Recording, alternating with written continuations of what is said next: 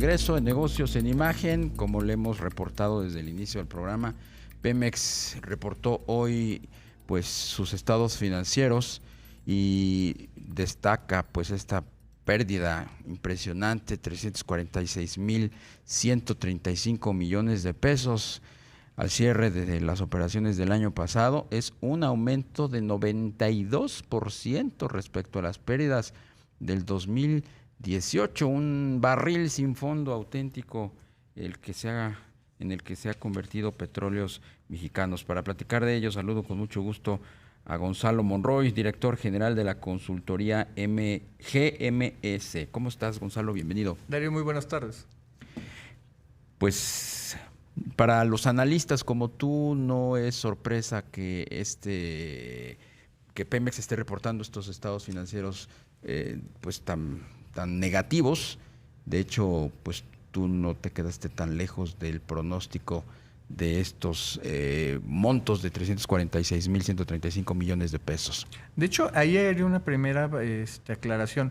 Esa no es la pérdida total de Pemex. La pérdida total de Pemex es de 658,310 millones de pesos. O sea, el doble. Es el doble. En términos en dólares, para ponerlo en cifras un poquito más manejables, estos son casi 35,000 millones de dólares de pérdida. El año pasado. Exactamente. ¿Por qué es justamente esa diferencia? Porque la cifra que se está manejando, el de la pérdida del 91%, casi el 92%, eso es sin contar todo lo que hicieron, ahorita si quieres abundamos de eso, con respecto al pasivo laboral, el cual ha explotado de una forma como no se había visto prácticamente antes. No se está contabilizando aquí el pasivo laboral. En la primera cifra del 91% no. En la segunda que te estoy dando los 630 en estos mil, 346,135 millones, que es lo que reportaron a la bolsa, no se considera el pasivo laboral. Es correcto.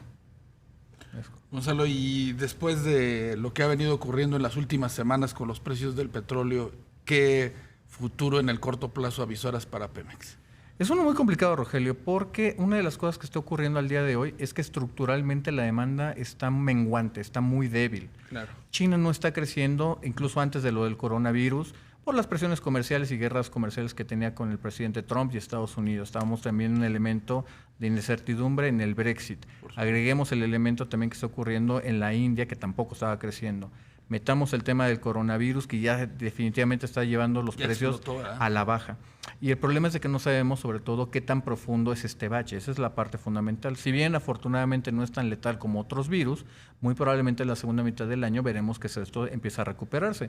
Pero hasta que no sepamos hasta dónde está el fondo, va a ser difícil salir de él. Agreguemos que por el lado de la oferta, Estados Unidos, literalmente, cada vez que respira, saca más petróleo. Rusia está produciendo niveles cada vez más altos y ya vienen productores más grandes como China, como Brasil, que está creciendo Guyana, también. que está Guyana apareciendo en el mercado, ¿no? Exactamente. Y tienes una combinación que es muy mala. Tienes justamente una demanda que va muy a la baja, una oferta que va a la alza y eso te manda el precio a la baja. Agrégale un elemento, una de las grandes dinámicas que está pasando en nuestro tiempo, que es la parte de transición energética. La necesidad precisamente por los combustibles hidrocarburos es menor. Esto se ve reflejado obviamente en los precios, en las inversiones, y así que vemos estos niveles. Hoy la mezcla anda aproximadamente en 43, 44 dólares. Probablemente yo te diría que esos niveles en un rango de 45 a 35 dólares es lo que vamos a ver al final de la década. Así que no luce para nada bien esto. Gonzalo, ¿cómo se estará, pues, cómo estará permeando estos datos tan negativos que se dieron a conocer hoy de cara pues a la discusión, al análisis que están haciendo las agencias calificadoras y ante la pues potencial posibilidad de que se degrade la calificación precisamente de Pemex? Yo lo vería en dos aristas. Una, yo creo que ya está descontado prácticamente por los mercados que va a ocurrir la pérdida de la calificación crediticia de Pemex. Ya está descontado. ¿Será en cuándo? ¿En junio? Yo te diría que yo lo pondré en el horizonte de julio a octubre. Presentación del presupuesto y cuando las cifras simplemente no cuadren. O sea, una debilidad estructural tan grande que no cubra. En términos, yo creo que lo voy a retrotraer. Creo que esto es una gran llamada de atención. Esto ya no es una llamada amarilla, esto es un gran foco rojo de que la estrategia que está persiguiendo esa administración no está funcionando. Y no funciona en dos etapas que te explican prácticamente el 90% de esta pérdida tan masiva. El primero, el haber cerrado a Pemex, regresarlo al laberinto de la soledad del monopolio. Obviamente estamos persiguiendo los barriles, en este caso la producción, todo el énfasis de que no hay que producir. Estamos yendo por los barriles más pequeños, menos abundantes y más caros. Eso es un gran problema. Toda la estrategia del desarrollo acelerado de que vamos a hacer infraestructura con empresas mexicanas de preferencia, y obviamente nos dimos cuenta que de los 20 campos prioritarios solamente se desarrollaron 4 el año pasado. Esto va retrasando la producción, la entrada en marcha y toda esta gran narrativa que tenemos. Y por el otro lado, el que explica prácticamente el 60-70% de toda la pérdida que vimos, se llama refinación. Refinación, todo el esfuerzo que se está viendo en las 6 refinerías, y aquí déjame hacer un pequeño paréntesis, porque la refinería de Dos Bocas no viene financiada por Pemex, viene financiada por inyecciones de capital directamente de la Secretaría de Energía. Esa parte no le costaría en este caso a Pemex, le cuesta al Estado mexicano. Así es. Pero todo lo que se ha hecho, el énfasis de vamos a producir nuestra propia gasolina, consume la gasolina de Pemex para ser nacionalista y abrazarnos a la bandera, pues la realidad es que nos está costando muchísimo. Un ejemplo, yo creo que el más palpable, son las refinerías, por ejemplo, de Cadereyta, de Madero, que tuvieron unas pérdidas espectaculares de todo lo que estamos haciendo aquí. En términos muy sencillos, yo te diría que más que producir barriles de gasolina, producimos grandes toneladas de pérdidas. Claro. ¿Cómo poder revertir, Gonzalo, estas pérdidas en un mediano plazo, en un contexto de precios del petróleo bajos como lo que mencionas? Yo lo pondría de una forma, creo que, Rogelio, ahí yo creo que se abre el momento de la discusión donde tenemos que ver si la estrategia que está persiguiendo esta administración es la correcta. Nos dimos cuenta que en este primer año ha sido a falta de mejor palabra, una completa catástrofe. Ojalá que las cabezas puedan agarrar y reevaluar la estrategia. Si hay que cambiar algo, que se cambie. Si hay que cambiar la estrategia por completo, que eso sea. En el mediano plazo, ¿cómo podemos darle la vuelta? Bueno, primero dejemos que Pemex quitarle varias de las cadenas. No solamente es el tema fiscal, sino que Pemex pueda terminar saliéndose de líneas de negocio que no le son rentables. La petroquímica, por más que la secretaria Nale le tenga su corazoncito, es una pérdida de dinero completamente. Todas las refinerías también lo es. ¿Para qué es tener centros procesadores de gas cuando Pemex no produce gas natural prácticamente?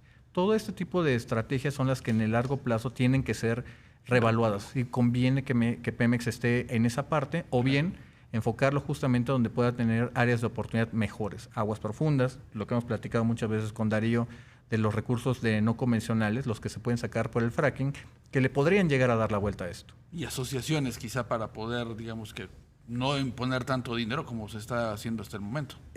Tocas un tema muy bueno que es la parte de las asociaciones y creo que vale la pena explicar un poquito de los detalles cuando, por ejemplo, yo específicamente he hablado de que es dinero gratis. Un elemento que tiene fundamental de las asociaciones es que Pemex, cuando se asociaba con un privado, este privado lo que hacía es literalmente cargar a Pemex en los primeros años de inversión. Le reembolsaba incluso los gastos que ya había incurrido Petróleos Mexicanos, así que podía tener producción sin tener que haber invertido un solo peso, dinero gratis. Y en muchos casos, en este caso por una licitación, podían incluso hasta conseguir una mejor tasa de impuestos el gobierno federal. Pero hoy en esta administración tan nacionalista, donde cree que el monopolio es la solución, pues nos estamos privando de eso. Eso que acabas de mencionar cae en el concepto de los farm-outs. Exactamente. Que justamente como una señal positiva en medio de pues naufragio en el que está cayendo Pemex y en momentos en que se está discutiendo la confección de un paquete de proyectos de infraestructura energética, pues qué mejor dejar a un lado la necedad y transitar hacia estos esquemas de exploración en aguas profundas y farm-outs. Exactamente. Fíjate que hay un elemento fundamental que es todas las áreas donde Pemex, por diferentes razones, no le entra a aguas profundas, no le entra a recursos no convencionales.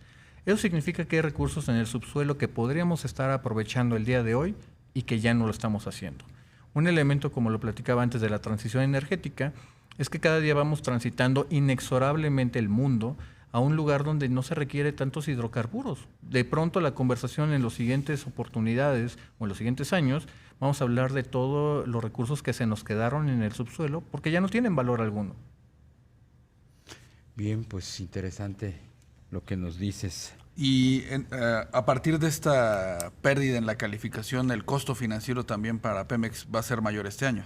Es muy correcto, Rogelio. De hecho, eso ya se empezó a sentir desde el año pasado, cuando Fitch degradó la nota de Pemex a bono basura El incremento que se calculó aproximadamente es que estaba entre los 3,000 a 4,000 millones de dólares en el agregado. Si bien ha hecho un buen trabajo Petróleos Mexicanos refinanciando la deuda, y aquí hay que ser súper específico, básicamente lo que se hizo fue patear el balón. Muchas veces se ha dicho de que fueron unas tasas más competitivas. Sí, no sí. Es el caso. No, ni siquiera es el caso. Tomemos el ejemplo, el último que salió, donde Pemex emitió un bono por cerca de 4,500 millones de dólares en Europa, pagando una tasa de 6.75% en euros. Altísimo. Cuando lo comparamos con que el gobierno de Suiza, de Europa, de Alemania, literalmente te cobra, no te da intereses, te cobra intereses por tener el dinero ahí, pues nos damos cuenta que obviamente cualquier inversionista con 2 dedos de frente iba a invertir en el papel de Pemex porque nadie estaba pagando esas tasas. Claro. Pues Gonzalo Monroy, director general de la consultora GMS, muchísimas gracias por estar con nosotros. Darío, muchísimas gracias. Rogelio. Un gusto.